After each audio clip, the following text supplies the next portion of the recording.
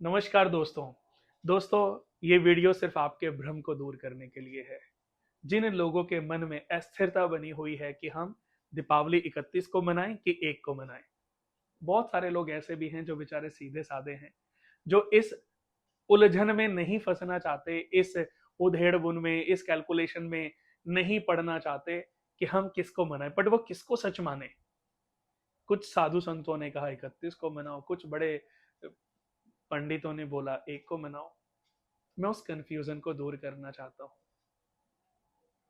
अगर दिवाली 1 की है और 31 को मना ली और दीपावली 1 को ही हुई, तो आपको लगेगा कि यार पता नहीं आपसे कितना बड़ा नुकसान हो गया। या जिन लोगों ने 1 को दीपावली 31 को दीपावली थी और 31 को नहीं मनाई, 1 को मना ली, तो उन लोगों को लगेगा हाय उनके हाथ से पता नहीं क्या चला गया। तो मेरा अनुरोध है दोस्तों, दीपावली 2 दिन भी मना सकते हो। आज भी दीपावली की पूजा करो 31 तारीख को, और 1 तारीख को भी दीपावली की पूजा कर लो। आपके मन में जो आए उस दिन उसको सेलिब्रेट करो। लेकिन जो पूजन है वो 2 दिन भी अगर पूजा, आप रोज भी तो अपने घर में माँ लक्ष्मी की पूजा करते हैं, तो क्या फर्क पड़ा? हो सकता है इससे और माता खुश हो जाए। क्योंकि बहुत सारे लोगों ने मुझसे सवाल किया कि हालांकि मैं ट्रैवलिंग में बहुत ज़्यादा था, पहले यूएस चला गया, यूएस से आया तो मैं इंडोनेशिया, बाली और जकार्ता चला गया, वहां से आया दुबई चला गया, दुबई से आया, तो ऐसे ही अभी मैं कल रात ही वापस आया हूँ। लेकिन हर किसी को मैंने ये समझाने की कोशिश की है कि आपके दिल में जो आए आप उस दिन पूजा करो। माँ लक्ष्मी जी आपके लिए प्रसन्न होने के लिए बैठी हैं, वो माँ है। आप चाहे 31 तारीख को इस उलझ में इस उलझ में मत पड़ो कि उसने बोला है तो 31 को ही माता प्रसन्न होंगी, या 1 तारीख को दीपावली है उसी दिन पूजा करने से आपने पिछली दीपावली, उससे पिछली दीपावली, उससे पिछली कितनी बार कितने टोटके उपाय लोगों के बताए हुए किए होंगे। क्या कोई लॉटरी लग गई आपकी? दोस्तों, लक्ष्मी जी की पूजा ऐसा नहीं है कि ये धन के भंडार खोलती है। कोई कुछ भी बताएगा तो वो उपाय है, कोई कुछ भी बताएगा तो धन की वर्षा हो जाएगी। उस पंडित के घर कभी जाकर के देखो, उस ज्ञानी के घर कभी जाकर के देखो कि कर्जे में कहीं ना कहीं डूबा हुआ होगा। अपनी मेहनत पर विश्वास रखो। मेहनत करने वालों की कभी हार नहीं होती।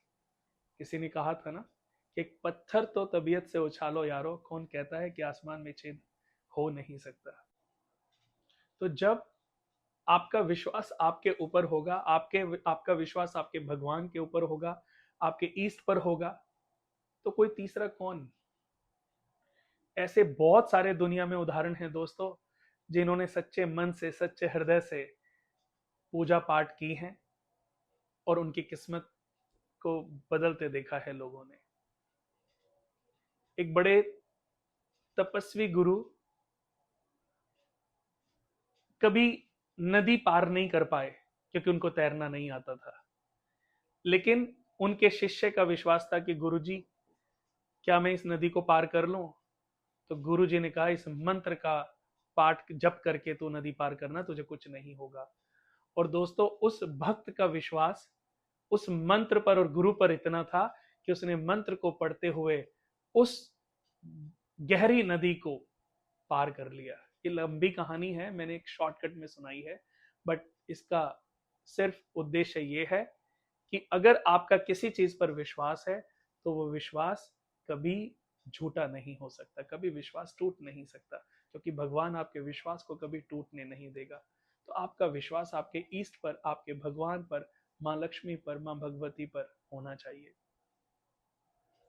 भ्रम से दूर रहिए, भगवान में विश्वास करिए।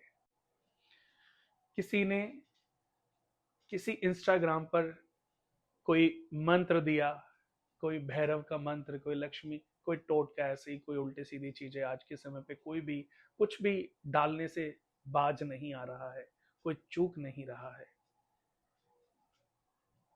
बट आज से 5 साल बाद भी आप देखना, आप जितना मर्जी कर लीजिए, आप वहीं रहेंगे जहां पर आज हैं। इन फालतू की चीजों से, फालतू के टोटकों से, जादू टोनों से हमें अपने आप को और अपने परिवार को बचाना है, प्रोटेक्ट करना है भ्रम से। अपने परिवार को, अगर आज हम भ्रम में डूब गए तो हमारा परिवार तो हमसे पहले डूब जाएगा। लेकिन अगर आपका कोई गुरु है, आपका कोई एस्ट्रोलॉजर है, ऐसा नहीं कि कोई कुछ भी बताता है तो वो उपाय है, क्योंकि शास्त्रों में उपाय वर्णित नहीं है। बुक्स में होंगे, पर कोई शास्त्र ये नहीं कहता कि ये करने से ये पाप खत्म हो जाएगा। लेकिन शास्त्र ये जरूर कहता है कि कर्म ऐसे करो कि तुम्हारे पाप भी कट जाएं। अच्छे कर्मों से आपके कितने भी बुरे कर्म, पाप कर्म क्यों ना हो, वो सब कट सकते हैं। तो अपने कर्मों पर ध्यान दो, अपनी मेहनत पर ध्यान दो, और जिस पर भी विश्वास करते हो उस पर विश्वास इतना हो कि जो भी आप करो वो उपाय आपका फलीभूत हो।